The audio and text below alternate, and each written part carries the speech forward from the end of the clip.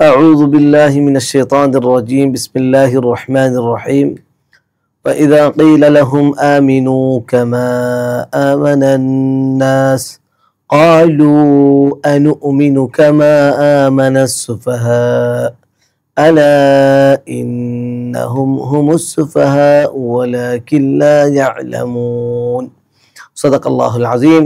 এই আয়াতের মধ্যে আল্লাহ সুবহানাহু তাবারক তাআলা বলছেন, যা মুনাফিকদেরকে যখন বলা হয়তো যে তোমরা সাহাবায়ে কেরাম রিদওয়ানুল্লাহি তাআলা আলাইহিম আজমাইন মুমিনরা যেভাবে ঈমান এনেছে তাদের মতো তোমরা ঈমান আনো।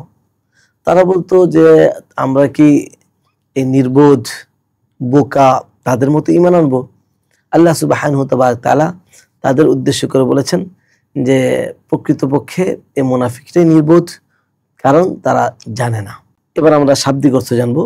আল্লাহ তাআলা বলেন ওয়া ইদা, ওয়া মানে এবং, ইদা যখন, কিলা বলা হয়, লাহুম লিবালা মানে জন্য, হুম মানে তাদের, তাদের জন্য তাদেরকে বলা হয়, অর্থাৎ মুনাফিকদেরকে যখন নাকি বলা হয় আমিনু তোমরা ঈমান আনো, কামা যেমন, আমানান নাস, আমানা ঈমান এনেছে, আন্নাস মানুষ, এখানে মানুষ দ্বারা উদ্দেশ্য হলো সাহাবায়ে কেরাম, যে সাহাবায়ে কেরাম যেভাবে ঈমান এনেছে তাদের মতো তোমরা ঈমান আনো।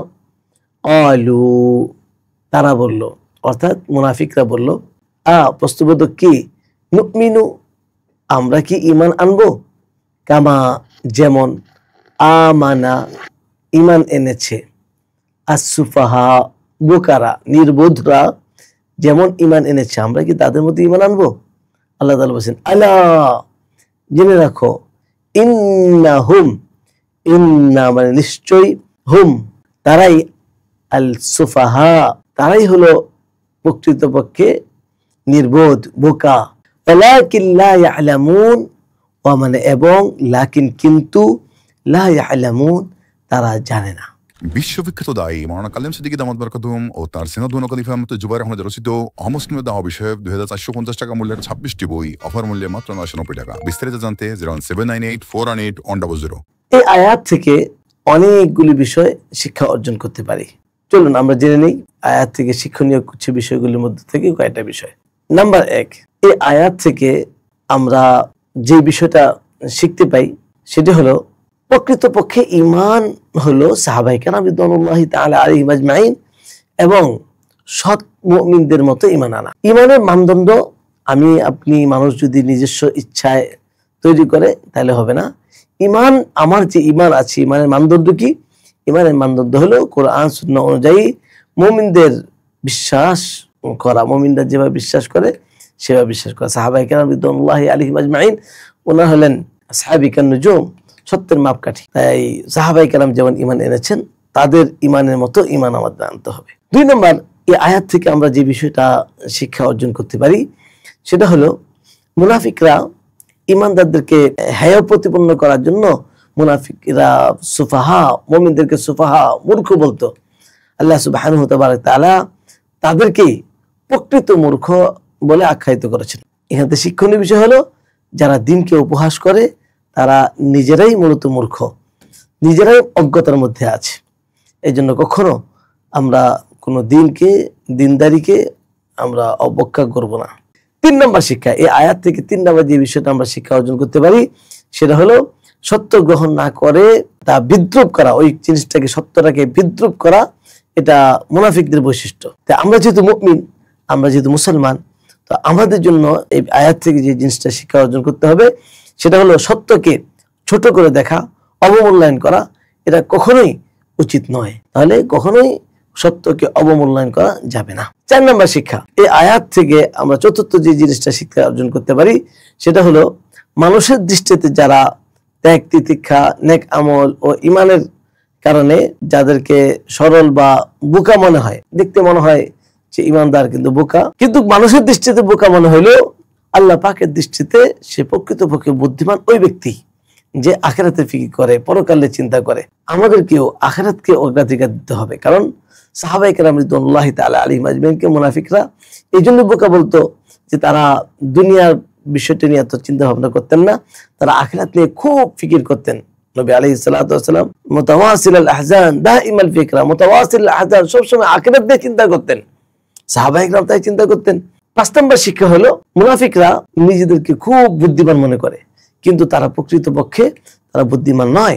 বুদ্ধিমান কাকে বলেন অর্থই তারা বুঝে না। তারা আল্লাহকে ভুলে গিয়েছে। আল্লাহকে ভুলে গিয়ে কেবল দুনিয়ার স্বার্থকে অগ্রাধিকার তারা দেয়। অগ্রাধিকার দিয়ে তারা নিজেদের খুব জ্ঞানী মনে করছে। আল্লাহ সুবহানাহু ওয়া তাআলা বলেন যে এরাই প্রকৃতপক্ষে মূর্খ। তাই আমরা যদি জ্ঞানী হতে পারি, আমরা যদি অজ্ঞতা সারাইতে চাই, তাহলে আমাদেরকে আখিরাতকে প্রাধান্য দিতে হবে, দুনিয়াকে নয়।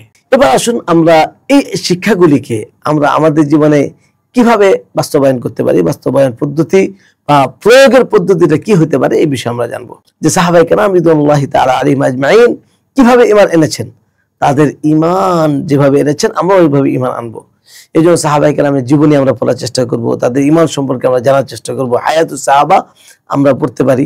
শুধু নামাজ রোজা নয়, আকীদা, আমল, নৈতিকতা সব কিছুতে কোরআন সুন্নাহকে জীবন গঠনের মানদণ্ড আমাদেরকে মনে করতে হবে। এই আয়াতটাকে বাস্তবায়নের জন্য আরেকটা বিষয় যেভাবে আমরা বাস্তবায়ন করবো সেটা হলো সত্যকে কখনো বিদ্রুপ করব না, ঠাট্টা করব না, এবং সত্যকে বিদ্রুপ করা থেকে দূরে থাকবো।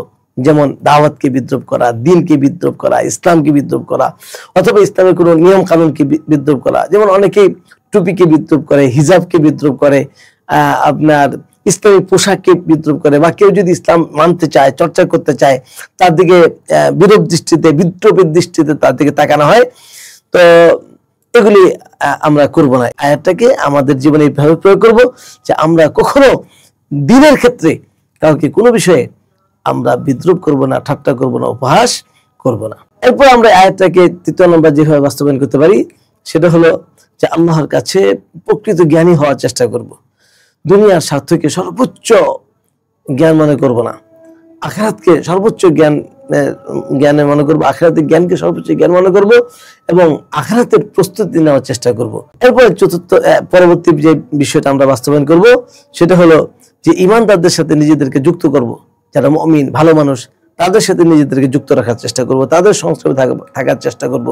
যারা মন্দ মানুষ, খারাপ মানুষ, তাদের সংস্রবে আমরা যাব না। যারা দিনের পথে চলে তাদেরকে পিছিয়ে পড়া, মূর্খ ভাবা, এমনটি আমরা করব না। এই সমস্ত ব্যক্তি যারা দিনের ব্যাপারে আল্লাহ ভীতু, তাদেরকে আমরা অনুসরণীয় হিসাবে আমরা তাদেরকে দেখব, তাদেরকে মানব।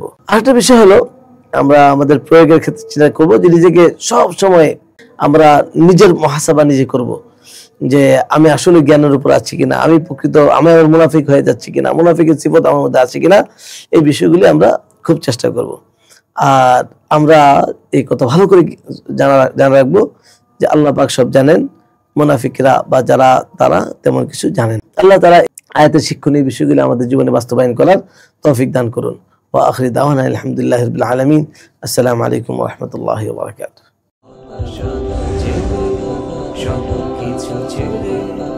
আমাদের সাথে